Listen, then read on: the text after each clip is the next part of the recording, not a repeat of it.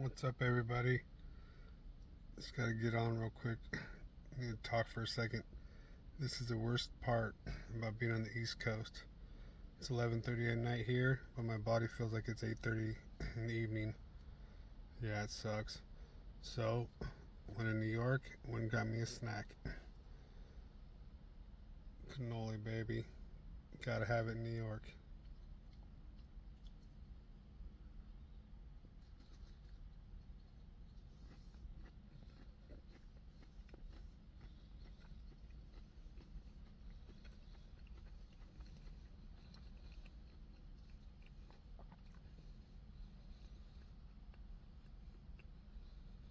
That's damn good.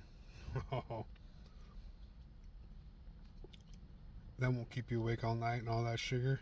Like I'm already shaking more from the sugar. Just kidding, it's not from the sugar, but from my Parkinson's. Alright, see you tomorrow. Later.